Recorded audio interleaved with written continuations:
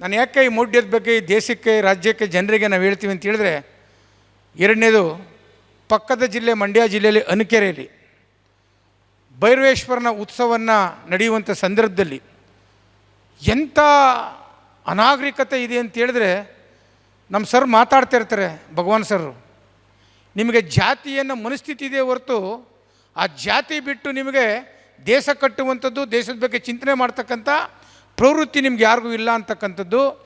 ದೇವರ ಹೆಸರಿನಲ್ಲಿ ನೀವು ಅಸ್ಪೃಶ್ಯತೆ ಮಾಡ್ತಿದೆ ಅಂತ ಹೇಳಿದ್ರೆ, ನಿಜವಾದ ದೇವರು ಅಲ್ಲಿ ಏನಾರು ಇದ್ದರೆ ಅವ್ರಿಗೇನಾದ್ರು ಅಪಾಯ ಆಗಬೇಕಾಗಿತ್ತು ಅವ್ರಿಗೆ. ಅದು ಮುಜರಾಯಿ ಇಲಾಖೆಯಿಂದ 1.5 ಕೋಟಿಯಲ್ಲಿ ಕಟ್ಟಿಸಿರ್ತಕ್ಕಂಥ ದೇವಸ್ಥಾನಕ್ಕೆ 4 ಮೀಟಿಂಗ್ ಮಾಡಿದೆ, ಪೊಲೀಸ್ ಇಲಾಖೆ ಮೀಟಿಂಗ್ ಮಾಡಿದೆ, ಸಮಾಜ ಕಲ್ಯಾಣ ಇಲಾಖೆ ಮೀಟಿಂಗ್ ಮಾಡಿದೆ, ತಹಸೀಲ್ದಾರ್ ಮೀಟಿಂಗ್ ಮಾಡಿದೆ, ಜಿಲ್ಲಾಡಳಿತ ಮೀಟಿಂಗ್ ಮಾಡಿದೆ. ಇದು ಯಾವ ಹಣೆ ಬರುವೇನ್ರಿ? ಒಂದು ದೇವಸ್ಥಾನಕ್ಕೆ ಹೋಗಬೇಕು ಅಂತ ಹೇಳಿದ್ರೆ ನಮಗೆ ಈ ದೇಶದಲ್ಲಿ ಸ್ವಾತಂತ್ರ್ಯ ಇಲ್ವಾ? ಫ್ರೀಡಮ್ ಅನ್ನೋದೇ ಇಲ್ವಾ? ಇದ್ರ ಬಗ್ಗೆ ಯಾಕೆ ಯಾರೂ ಮಾತಾಡ್ತಾ ಇಲ್ಲ?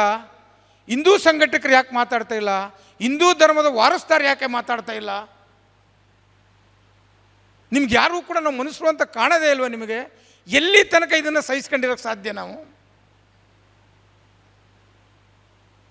ಇಷ್ಟು ಕೀಳಿರ್ತಕ್ಕಂಥ ಮನಸ್ಥಿತಿನ ಆ ದೇವ್ರ ವಿಗ್ರಹನ ತೆಗೆದು ಆಚೆಗೆ ಬಿಸಾಕ್ಬಿಟ್ಟವ್ರೆ.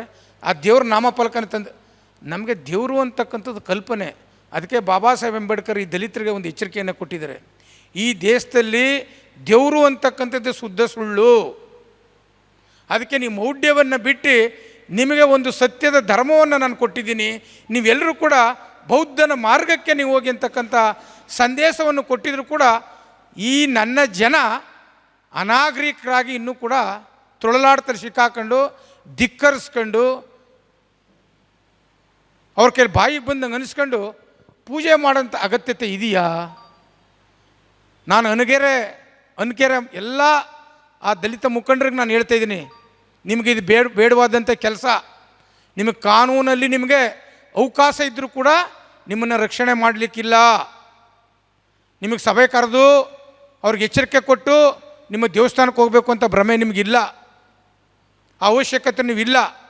ದೇವರು ಅಂತಕ್ಕಂಥದ್ದೇ ಕಾಲ್ಪನಿಕ ಅಂತಕ್ಕಂಥದ್ದನ್ನು ಸಾವಿರಾರು ಜನ ಹೇಳ್ಬಿಟ್ಟಿದ್ದಾರೆ.